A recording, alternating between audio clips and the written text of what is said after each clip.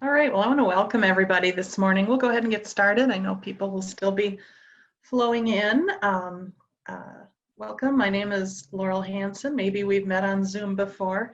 I'm MACC's program manager, and I'm joined by co-moderator today, Claire Owen, who is MACC's communications director. So good morning to everybody, and thank you for participating in our Zoom in.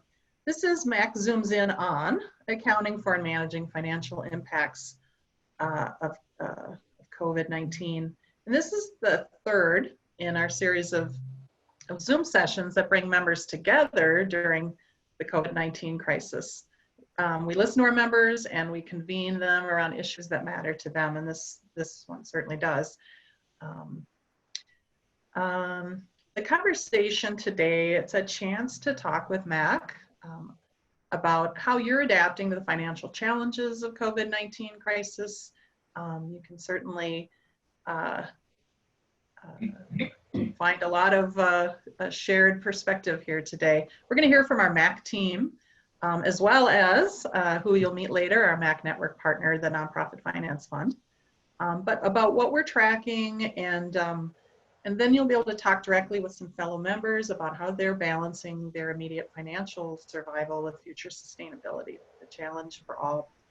We also want to hear from you. What's the state of the network, your workforce, the state of your work environment? What are you struggling with? What are your unanswered questions? What resources and information do you need? That's one thing the network can provide. We'll introduce you today as well to two MACC members, leaders from MACC member organizations, who they'll share their experiences at their organizations. And you'll have the opportunity to ask questions and share your comments throughout the session. So we do have, so that's the agenda. We do have some directions for participating, and we'll share that on a slide as well. You should know that we're recording the session, so you're going to get an e-goodie bag after this session, and that will include the audio version, as well as the chats and the questions and things, so feel free to add to them. If you have any issues with technology, you can certainly chat us and we'll respond to you as quickly as possible.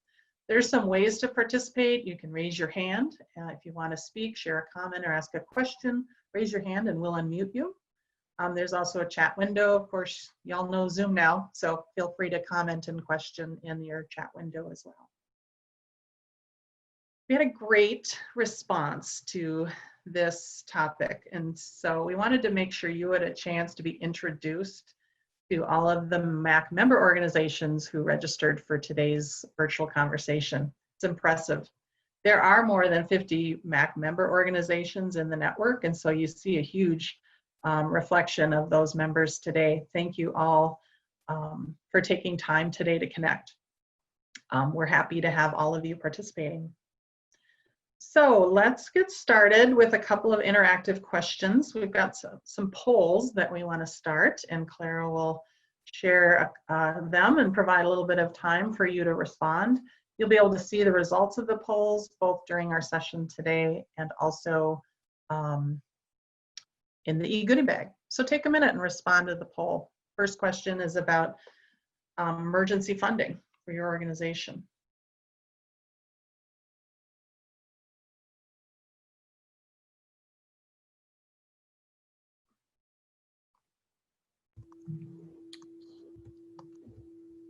I tried the button, but it's not working for me.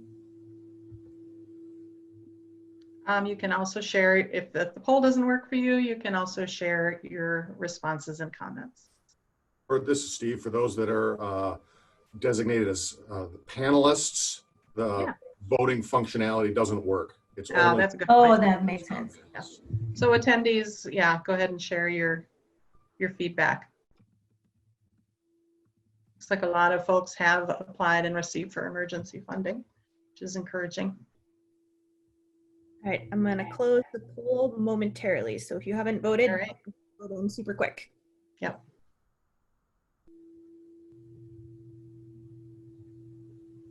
All right, and then we got another poll question as well.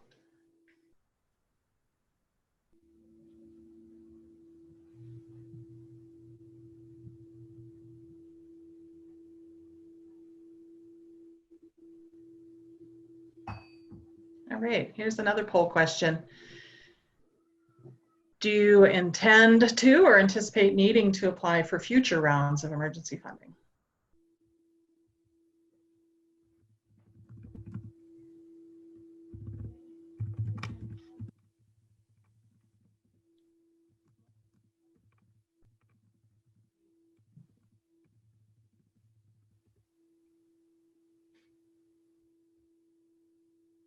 And welcome to attendees who have joined the Zoom. Good morning to everyone.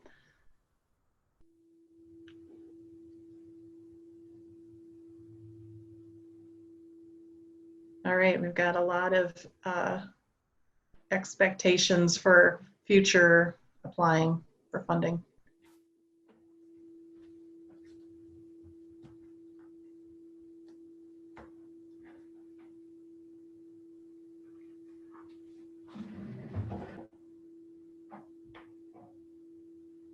All right, thank you for replying to our 2 polls. Again, you'll see results of the polls in the e-goodie bag afterwards as well. So I think we can move on and get into this conversation now with the panel of MACC staff. We'll share the results for this poll first.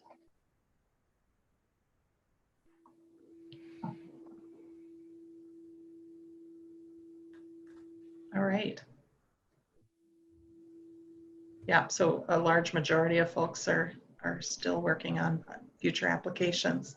Thank you for responding. All right, so it is my pleasure to be able to introduce our panel of participants today. They represent MACC members and staff. So you should see them all on video this morning. We've got MACC members joining us. Maria Steffel, the Neighborhood House Director of Finance. Good morning, Maria. Good morning, everyone. Carrie McIntyre, Prism's Business Manager. Good morning, Carrie. Good morning. Hi, welcome. And we also have members of MACC's financial team. We have Shane Miller, VP Service Network Operations and Financial Services. Benjamin Bayo, Director of Government Contracts and AR. Beth Wright, MACC's Senior Controller. And we also welcome, as you've all probably met, MACC CEO Steve Houts is also online with us this morning. So welcome, panelists. We have a series of questions for these leaders, and you as attendees are all welcome to contribute your questions for them as well. You can use, again, you can use the Q&A, you can use the chat, you can raise your hand, and we do want you to participate in the conversation. So if you raise your hand, we'll unmute you and we'll introduce you and you can ask your question or share your comment. It's a great opportunity to have your voice heard and share your point of view with the network. So first, I have a few questions for Beth Wright. Beth is MACC's Senior Controller. Morning, Beth. Could you just briefly tell us just a little bit about your role at MACC before we jump into questions? What do you do at MACC? What do I do at MACC? I'm the Senior Controller for the finance members, and so I manage our GL accounting team and make sure that the financials get prepared and sent out for members each month. Excellent. So you're deep into accounting during a crisis. And so we know you've got some things you've observed and that you can share with our network. So I'd like to talk to you a little bit and ask you a few questions about that. Beth, what have you observed working with organizations during this crisis, and what are some of the big challenges that you're seeing members experiencing right now? You know, I think probably the biggest challenge is that it's, you know, it's so unknown and everything is changing, if not hour by hour, minute by minute, day by day, trying to run to keep up and be able to keep the organizations going and continue to serve their clients. You know, some of the bigger challenges were helping everybody to apply for their PPP funding. And then once they have, a lot of them have now gotten their PPP funding, excuse me, it's how to handle the details, you know, determining what their actual 8-week date is, which employees can be applied to those loan funds and which can't, making sure that nobody's double dipping with their government contracts. And then we will have to figure out how to handle that forgiveness once we get a little bit more guidance from Sure. the SBA. So Sure. Yeah.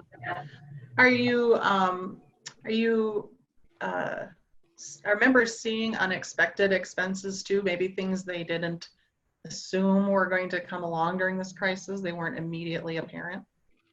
you know, I think some of it was maybe scrambling to make sure if they're deploying their workforce to work from home, making sure everybody had adequate computer and other kind of technology functions, making sure, you know, obviously Zoom's revenue has gone up considerably in the last 2 months. You know, if people didn't have that, having to pay for those kind of subscriptions, as well as maybe some members who maybe work with food or in that kind of a manner, having to change over their operations to all kinds of paper products because you're not, you know, you're maybe handing out boxed lunches if they deal with that, you know. So some kind of increases there, as well as those who would need the PPE equipment, those kind of costs as well, and just being able to find that stuff. I've heard a little bit about members with some concerns about how this is going to impact their unemployment, and I don't know if any of the panelists have any comments about that at any point during our conversation, but those could result in being fairly significant hits, right?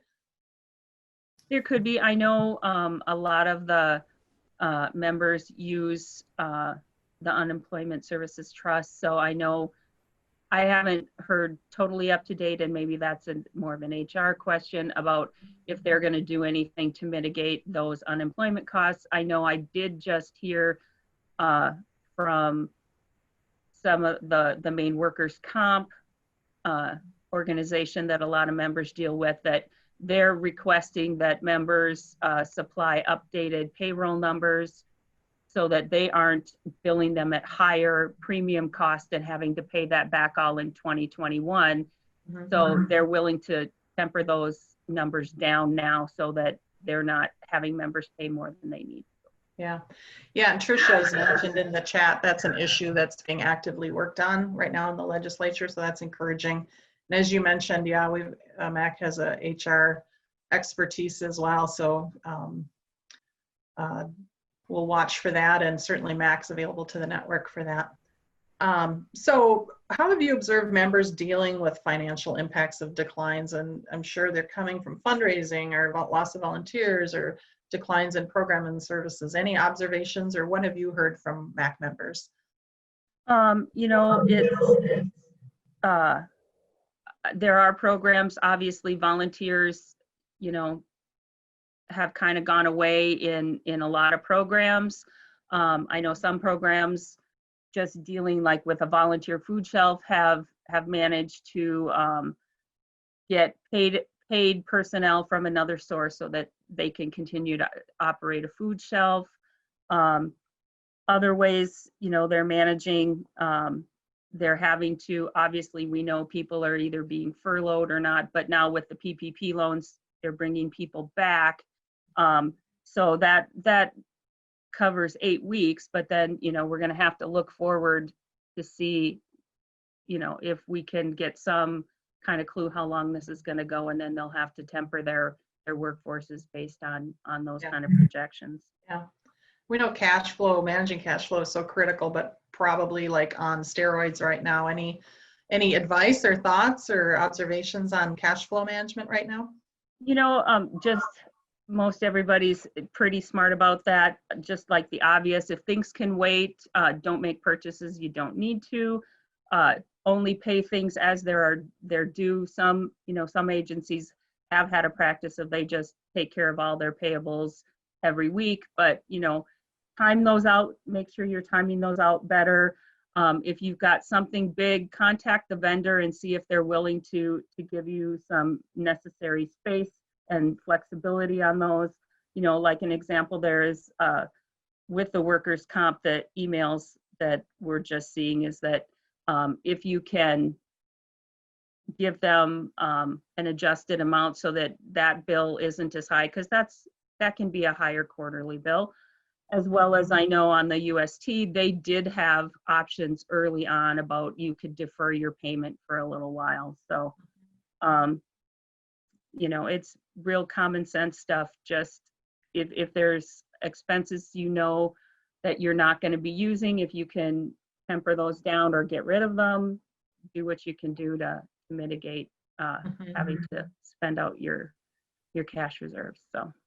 I imagine working with all the members, you get to kind of see all of those approaches and all of those best practices. So it's great to have that in the network. Folks can keep Beth in mind if they have questions or need to talk to somebody. Do you have any opinion on the option of dipping into reserves at this time? Has that been an issue for members? It hasn't yet. You know, I would just say that's only, you want to do that only when absolutely necessary. Again, the PPP funding is going to push stuff out 8 weeks. And then, you know, it may be that there's tougher decisions on workforce. You know, if you're still, a lot of them still have contracts and programs that they're still doing. So they're still getting paid. It may not be at full levels, but, you know, unfortunately, those are issues. The one thing I would say on the PPP funding, you know, if there is an amount when we get to the point where they're giving us more guidance on how the forgiveness is going to work, it's not the worst thing to have a 1% loan on your books over 2 years. That's a pretty low rate. And if you need the money for the cash flow, it's a viable option. Great. Thank you, Beth. We're going to circle back to you about emergency funding. We're going to pivot next to talking to Benjamin Bio about contracts. Good morning, Benji. Would you tell us a little bit about your role at MACC? Good morning, everyone. So yes, my name is Benji Bio. I work with a lot of government contracts spanning, you know, cost reimbursements, unit-based grants, also report-based grants, and really assisting our members in providing any reports, any ad hoc reports as needed, or audit supports as needed. So that's kind of what I do here for MACC. Great. Well, thanks for being with us. We know that contracts for some of our members, not all of them, but for some of their members are a big part of their funding. What are you hearing? What are some of the common threads that MACC members are sharing with you about challenges with their contracts during this time of crisis? Great question. I think for me, what I'm starting to see a lot more of in this season is people reaching out to the contract managers just to make sure that they're in good communication with them. I think one, I'm starting to see that they're asking a lot of questions, is the funding secure? As we're seeing the state of Minnesota shift to providing emergency funding, just want to make sure that their current funds are secure. Also, contracts based on units of measure versus cost reimbursements are the ones that are seemingly, the unit-based ones are struggling and looking for, you know, ways to make sure the agencies are still whole. Also, another common thread is, you know, looking at offering recognition pay or hazard pay for some staff that are frontline workers that are needed to be in clinics or needed to be face-to-face with people right now. And also the last thread that I'm seeing right now is measuring the risk of using contracts versus PPP loan forgiveness. So some of the main things I'm seeing. Are there some ways that members have been able to adjust or adapt in regards to grants and contracts? Yeah, I think the key one for me is making sure that you're in touching base with the contract manager. I know that they're also bogged down with all the different things, whether they're working from home. Some of them that I've talked to personally also, you know, kind of doing daycare simultaneously with their own children. So it's definitely communication has been slow, but I think number one, just make sure you're touching base with your contract managers to make sure that your contract for some reason is not on hold. And I think what MACC is doing is we've looked at some of the things coming out, and we're recommending forming new cost centers to track cost specific to PPP. Mm, This is a that's way smart. to just as a way to keep costs separate. So when it comes time to get ready to apply for the loan forgiveness, that you have your ducks in a row. So that's just a recommendation that we're getting ready to share out there, and also modifying contracts to allow online interaction versus face-to-face interactions. I do support some contracts that are, schools where they counts are based on people in schools. Well, no one foresaw this thing happening. So just going back and amending contracts to allow for some of those or online interactions, to make sure that, you're still able to collect on your government contracts. Yeah, those are great best practices. Have you seen any examples of contracts where folks have found some flexibility? Yeah, I think the onus a lot is being put onto the members or the organizations to propose ideas right now. I think it's going to be very collaborative going forward in terms of ways where we can get some flexibility. I know state of Minnesota came out with some general guidance. They're going to be focusing a lot on duplication and supplantation. I'll just share the definition here real quick. So duplication occurs when the subrecipient uses grant funds to pay for specific costs already covered by other grants. So this is the case of double dipping. So we've heard directly, I've heard, because I've been in a lot of talks with the state of Minnesota, that they're likely looking at a lot of audits after the pandemic just to make sure that that's not happening. Wow. The other one would be supplantation, which is when you're switching people to go from one funding to another, even though they're not working on those contracts. So they're going to be looking hard at those two things. So that's kind of one thing coming from the state of Minnesota. Hennepin County and some of the counties have been, I know a hard hit with looking at how their responses are going to be, but I think ultimately they may defer to some of the state of Minnesota's guidance. And also the last thing I'll say on flexibility and issuing guidance and definitions is that a lot of grantors are looking for to people to update their policies. One, to add some COVID-19 leave policies on their accounting policies, and then one to add some board policies on how to increase wages and stuff like that. So look for some guidance from your contract managers as to what policies they may need you to have in place. So when they come and do this audit, we have those things ready. Yeah, that's important. And if anyone has any questions about contracts and flexibility and payments and things, Benji's your guy. You can ask those questions now using chat or raise your hand or Q&A. But Benji's on board at MACC, and you provide a lot of good best practices and approaches. Anything else you want to share with us today about working with members during this time? Yeah, absolutely. I think I've seen a lot of good things, as in a lot of members coming together.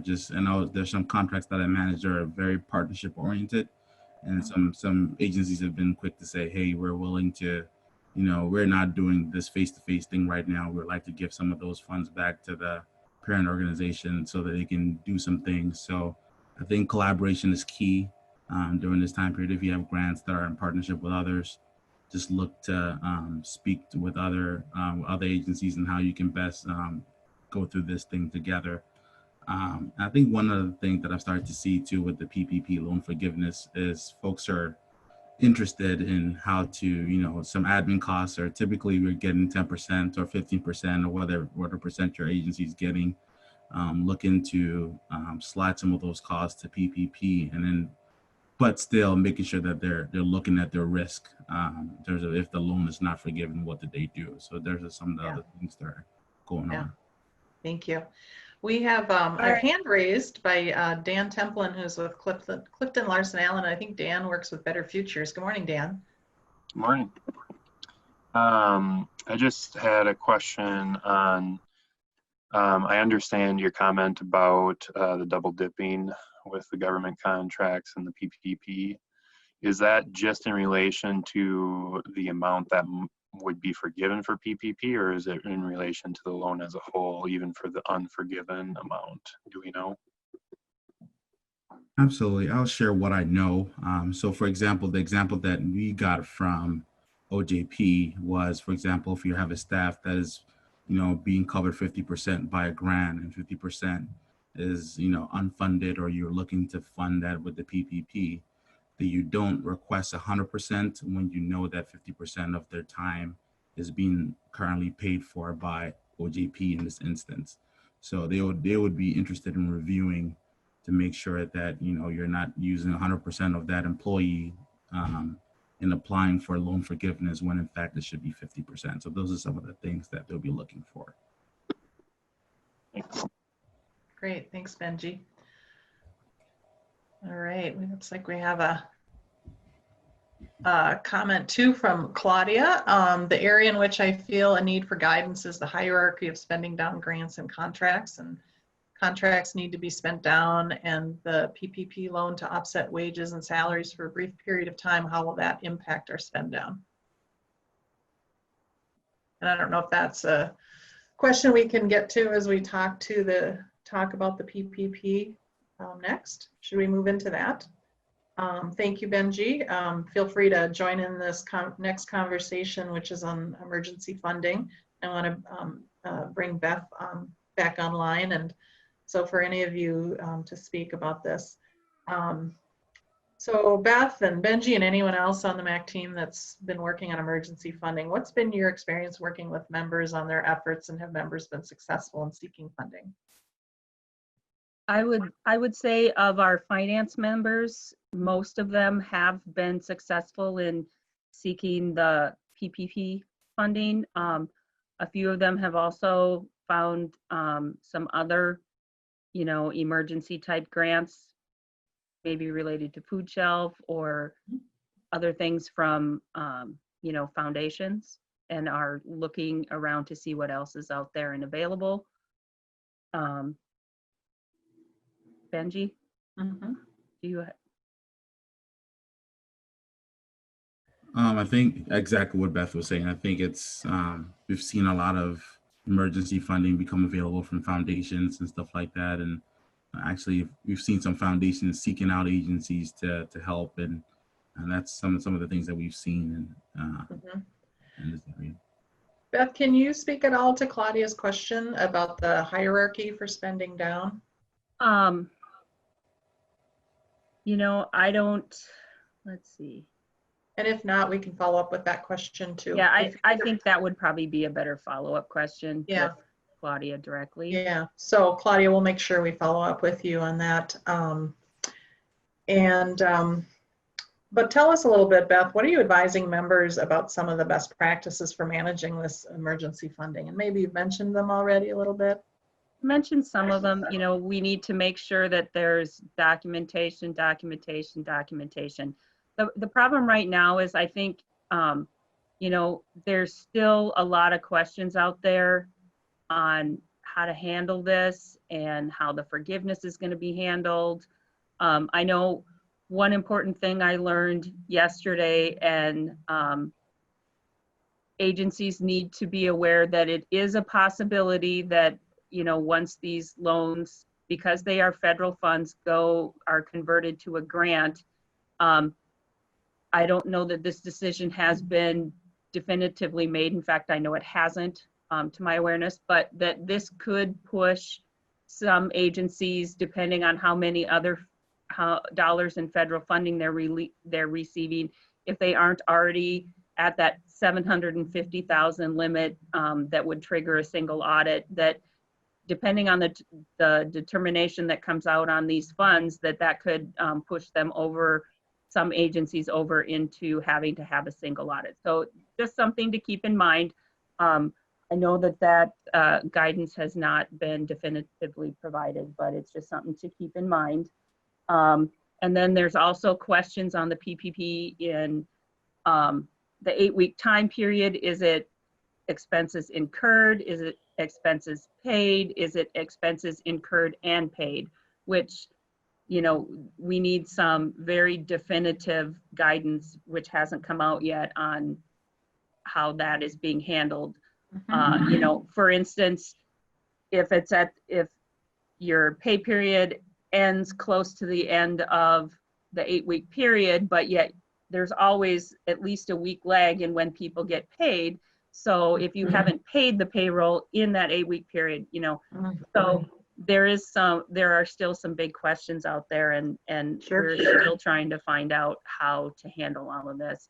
And, Right. you know, Benji spoke to earlier that we are going to be sending out, at least to our finance members, how some guidance on how to handle coding of payroll and coding of expenses of the utilities, mortgage interest, rent payments, etc. And it's also important to get there is a very kind of broad definition on what utilities are. It may include some telephone and internet costs, as well as not just electric and gas, etc. So Yeah. we will Glad be you're staying on top of it. trying to. It's tough. We have a question. Are the PPP funds initially going on the books as debt and then if forgiven, moved out to cash or other balance sheet categories? Yes. Initially, because it is a loan, when you get it, it should be on your balance sheet, and it should not transfer over into income until you have gotten your forgiveness. That is the guidance that we've seen. Great. So keep your questions coming around for Beth and Benji around the accounting and the contracts and the loans. Use Q&A and chat, raise your hand, but I'd like to toggle now over to introduce our members because we really want to hear from members in our network. Oh, excuse me, I didn't want to got to go back to Shane. I do have a couple questions for Shane. I think I jumped ahead a little bit. I want to make sure that we introduce Shane Miller. Sorry about that. Shane's the VP of the Service Networks and Financial Services. So good morning, Shane. Don't take it personally. I didn't mean to skip over you. That's okay. I probably want to hear from the members more than me anyways. Well, before we'll get to them next, but I do know you have a bit of a global view of the organization, and I want to know what you're seeing and hearing from members before we actually hear it from a couple members. What are your thoughts today? Well, I think if you such an interesting time because I think it's something that exposed a lot of vulnerabilities in our sectors that we probably were aware of, but it just became the reality, right? We exposed some of the financial vulnerabilities of our organizations, as well as the vulnerabilities of our individual staff. We're asking weird questions like, well, is it better for a person to be laid off because they make more money getting unemployment with this government bonus than if we keep them hired? I mean, that's just a kind of a sad reality of this environment. And we've all been working hard to, update our emergency preparedness plans and become, and it's made us think about things like succession planning, like what happens if so-and-so is unavailable, right? So, and these are all things that when we look into the future, we need to plan for, and it's kind of brought all that to the surface, as well as many of you are probably familiar with that money mission matrix, right? Where you plot your programs based on what programs are critical to our mission and what programs are financially sustainable. And this kind of has brought to light though, questions about the future sustainability of programs and highlighting what programs are currently financially sustainable and which programs are mission critical. And we're kind of doubling down on figuring that out. And so I think all our organizations are wrestling with those kind of questions and, what does the future look like? And I think we're all asking the question of, what's the new normal, and the lessons we're learning, are these going to be lessons that we can take into the future as we and how does that change our organization for the future as well? Yeah, well said. How do you think MACC members can turn to their MACC network during this time? It's kind of a scary and uncertain time. Sure. I think one thing I've seen of our members, I think, is just the heightened awareness of the importance of collaboration, aligning yourself with organizations that are politically active, working on policy change, and when this PPP loan or SBA loans came available, and how are we getting our message to the government on what our members care about and what's important and what we need. And so, I know Tricia, I think she's online, has done a great job with kind of coordinating a lot of response and how we get our message, pointed messages to the right people in government, and how we collaborate with other organizations that are politically minded. Really making sure you're funding your relationships with your key funders those are really close relationships, and you have good communication and open communication about the impact that your organization is seeing. So, reinvesting in that political advocacy, and just the idea of being nimble organizations, the organizations that were able to shift and respond quickly. The SBA loans were first come, first serve, and the nimble, quick ones who got their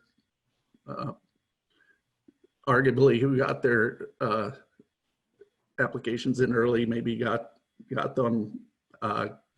Little caveat there with funders who maybe played favorites with their current clients. So just want to say that. But yeah, I think the idea is that going forward, all the lessons we're learning and all the things that we're the ways in which we're adapting and the think critical decisions we're making now are going to have to be embedded into our culture in the future and how we operate as an organization. Awesome.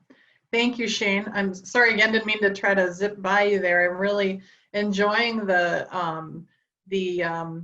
pre-COVID versus post-COVID facial hair situation you have going on. So you're rocking the COVID hairdo there today. Thank you, Shane. Now it's my pleasure to introduce a couple of MACC members who are really playing vital roles in leading their organizations financially through this crisis. We're joined by Maria Steffel, who is Finance Director at Neighborhood House, one of our great members, and Carrie McIntyre, who's the Business Manager at Prism, another great MACC member. And we've got a few questions for them, and I know Maria has also prepared a couple of slides to reflect the response. And as I mentioned earlier, the slide deck will come to all of you participants today in your e-goodie bag. So good morning, Maria and Carrie. Thanks for being with us. Good morning. Yeah. Good morning, everyone.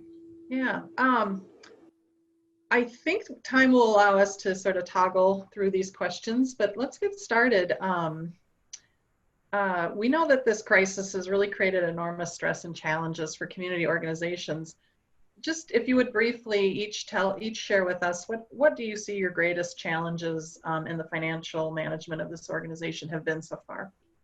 Maria, would you like to start? Sure, thank you. Well, as I share with you in my slides, for me, at least, supporting the fundraising team has been a key component these past weeks, but at the same time, it's adding another layer of stress at my end, because with multiple things that I need to orient my time for keeping the operation in finance running smooth, but at the same time knowing that they need the financial information for them to be able to apply to all these new or existing grants that they plan during the year. Keeping the staff engaged, safe and healthy is another challenge for us, because the center receive a lot of people, but now we have been changing that methodology or that practice. Another challenge is the frequency of the directors' meetings now moved to a daily meetings. Sometimes even we have two meetings in one day. Sharing accountability and collective responsibility with staff members has been kind of a challenge, but a good reaction from our staff members. Paying a lot of attention to the financial health in organization, given the uncertainty at these times, keeping track of our cash is very critical, and cash is of our most valuable asset that we have at this time. If cash falls out, then it will trigger other challenging situations for us. Making decisions daily, things change rapidly, so we need to move really quick on making new decisions every day. Scrutinize every bill that we are paying.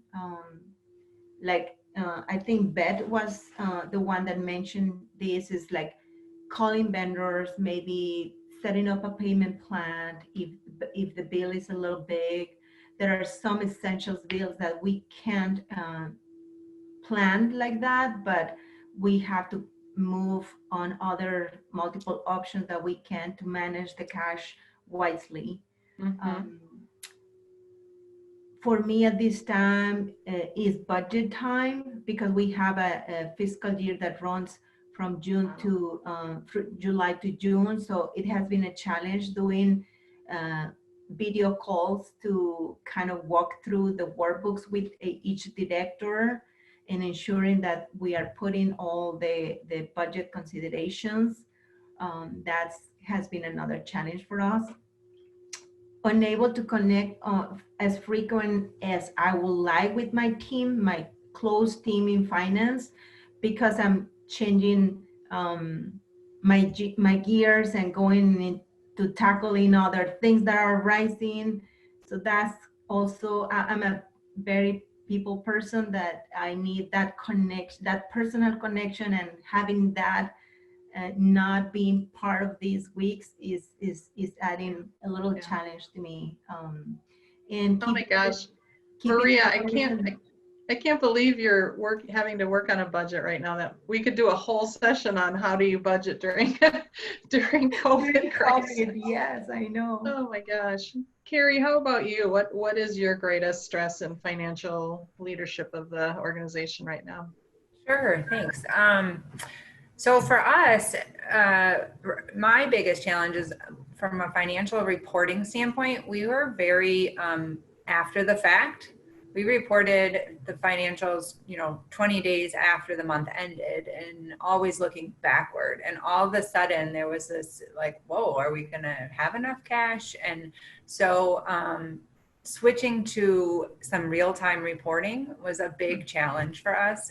It's just not how we did it. So not only did we all of a sudden we were at home, right? And then we had to change all of our processes so that we were doing more real time. What is our cash flow, and calculating days cash on hand on a daily basis, as opposed to taking a look, once a month.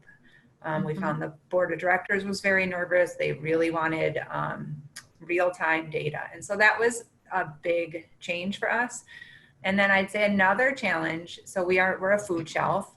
Most of our staff is still working on site, providing food, and the finance team is at home.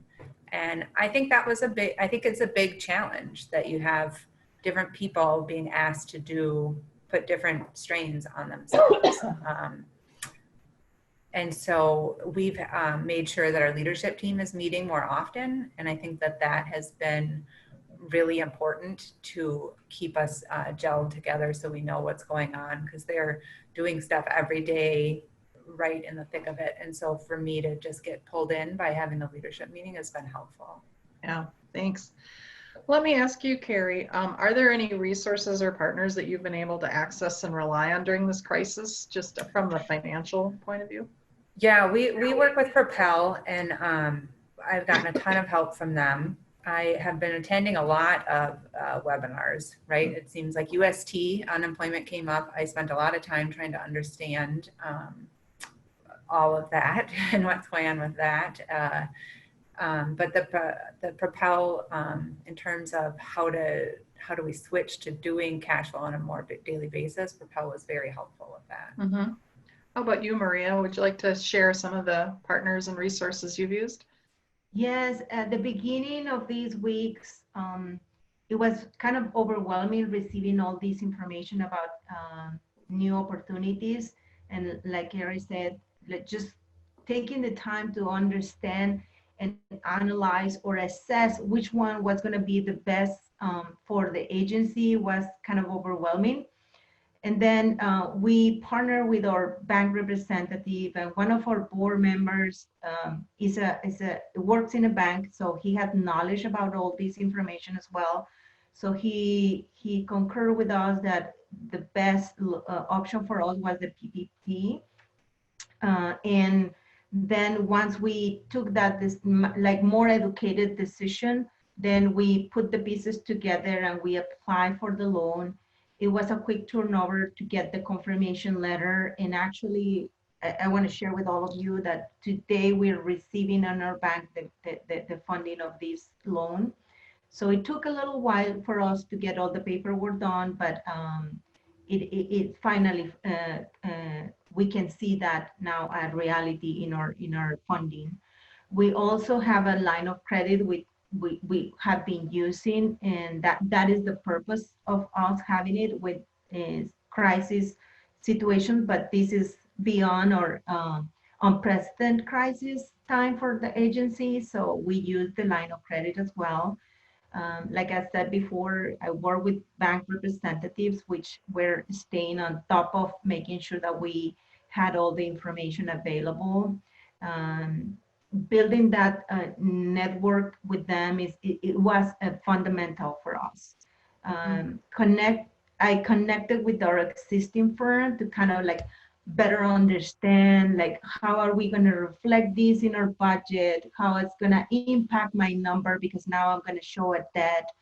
But eventually, because we will be receiving the funding in one fiscal year, and then we have these 6 months of period of grace, and then we will be reflecting potentially the payment, the repay, or the revenue in a different fiscal year. So rambling about understanding how to put the pieces together was a challenge as well. But we changed actually audit firms last year. But it is a new team, and they were always willing to help, and they have been responding to my emails, making time in their agendas to answer my questions. So that was a big help. And working extensive hours to provide financial information for new funding opportunities that are that the Department of Development has been finding. Or providing real data, like Carrie said, it is a new model that we were not used to. Yeah. Wow, you have both really been putting a ton of time and effort into this. And I do have a follow-up question. Are there issues on the horizon that you're anticipating will have a financial impact on your organizations? Maria, what do you think? Yes. One of the things that I keep asking myself is what judgmental calls we will need to make. How do we will be assessing our financial situation, understanding the sources that we have for the multiple revenues and the risk that each source might have. Those are potential situation in the horizon or in the future that we need to pay attention. Yeah. How about you, Carrie? Sure. So we've definitely seen a rise in food costs, and so we're planning for that. It's hard to know how long do you plan for that, but that's a big one. One that we didn't think about, or I didn't think about, was the unemployment cost. We had a lot of staff turnover last year through no fault of our own, people leaving voluntarily, but I didn't know, I was not aware of how unemployment works. And it doesn't matter that they left us voluntarily. The last job, if they took a new job and then were laid off, we're now on the hook for their unemployment, which I did not know. And so that was an unexpected expense, because now the employees who left us last year, a couple have already been laid off. And and are collecting unemployment. So now that's an expense that we will incur, a portion of their payments. So that's one that was new. Yeah. Yeah, absolutely. I want to leave you with one final question, and again, remind the audience, the attendees of the webinar, if you want to share a comment about what Maria and Carrie have shared, or a question, please feel free to do so. But wanted to have a sort of a feel-good last question with both of you. What are you grateful for today? Carrie? Well, I joined Prisma only a year and a half ago, and I am very, very grateful to be part of the team at Prism. One, I think it just is great that to see the community coming together, and the funds we are getting a lot of individuals donating to the food shelf, and it really does the heart good to know that people are caring and sharing. Thank you. How about you, Maria?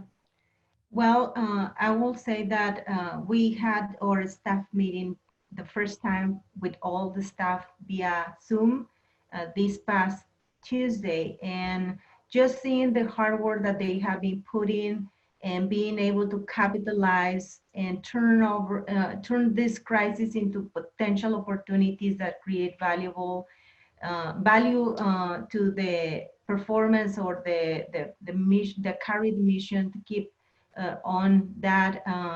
That was a graceful moment, because I know that they are very dedicated, they are creative, they are being flexible and supportive, and most importantly, they are mission-oriented team members. So that's one of the things that make me feel grateful.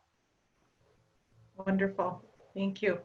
And thank you, Maria and Carrie, and all of our panelists for sharing your stories and your experiences with us today.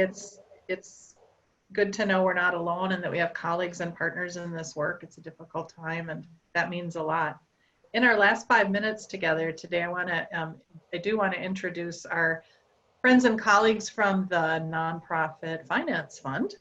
And we're joined online by Martin and Elise, and they have some amazing resources and maybe even some observations, and could take a few minutes. Good morning to both of you. Good morning. Thanks, Laurel. Hi, Martin. I just wanted to start by saying thank you all for the work you and your organizations are doing. We're certainly not on the front lines, but for us, seeing how many of your organizations are really responding to this moment, it gives us inspiration and keeps us going in our work. So thank you. And for those of you who don't know NFF, I know we've met a number of folks on this line. We are a national nonprofit that provides financing and financial management consultation to nonprofits across the country. So we've been partnering with MACC over the past year on a Robert Wood Johnson Foundation funded initiative called ARCH, which is focused on exploring a nonprofit network approach to engaging in health partnerships. And while we're certainly continuing this ARCH work, we also wanted to be responsive to the needs that network members are facing in that moment. And so to that end, I just wanted to quickly introduce some resources that we're making available to the sector as a whole, as well as some specific resources that we are making available to MACC members and then the members of the other two ARCH networks as well. So MACC's going to be including in their follow-up email the links to all these resources. So look out for that, and feel free to reach out to us with any questions. But I know we're short on time, so I was planning on just sharing a little bit of what we're seeing nationally across the sector. However, I will just note that we conducted a rapid national survey in March, where we saw just under 500 responses to see how nonprofits are being affected by the COVID crisis. So in the follow-up, instead of me going over those findings right now, in the follow-up, you'll be seeing a link to those survey results in case it's helpful in your advocacy efforts or conversations with funding partners. And know that we are continuing to engage. I know you've probably seen some articles from our staff in the Chronicle, or folks on the NFF team speaking on webinars, but we're going to continue to engage with funders and advocate for the changes to some age-old funding dynamics and some of the support that we're hearing from nonprofits, that nonprofits are needed most right now. But for now, we're trying to make available as many resources as we can to related to financial management. So first off, we've been conducting a series of webinars around financial management during uncertain times, how to think about debt, and on a number of other topics. So I know I've seen some of your names on those webinars during the live sessions, but I will also point out that we have posted recordings of over 10 of those webinars on our website. So we'll send a link to those in case they're helpful. You'll also be getting a link to our financial management tool templates. So I know, as Beth and Carrie and others were mentioning, cash flow is of particular importance right now, and organizations are having to manage cash in a way that they might not have had to before. And so we have a cash flow planning template, we have a budget scenario planning template on there, and some short 10-minute how-to videos as well. And then lastly, I just wanted to point out that we are going to make our team directly available to MACC members. If there is thought partnership we can provide around any financial management issues your organizations might be facing, we're going to make ourselves available between now and May, and we'll send out a link to a document where you can sign up for short 30-minute time blocks to talk about any issues you're having with our consultants, or we can direct you to some of the resources we've been using with the folks we're working with. So look out for all of that. Let us know if you have any questions, and thank you again for all the work you're doing. Hopefully these resources can be some small help and support in managing during these uncertain times. Thank you, Martin and Elise. The resources that NFF has already provided and is providing have been tremendous, and we appreciate it so very much. And for attendees, you will see links and information so you can access those in our e-goodie bag that you'll get after this session. So this brings us to the close of today's Zoom conversation. We had so much more to talk about and more polls, but we've heard some wonderful things today. Thank you to the panelists. Next Thursday, we're Zooming in again, and we're going to talk about program adaptation, because there's some really interesting things going on in our network. And so we want to make space for that. So thank you to everyone who attended today. See you next Thursday, hopefully online. And this concludes our session for today. Be well, and best wishes to everyone. Thank you.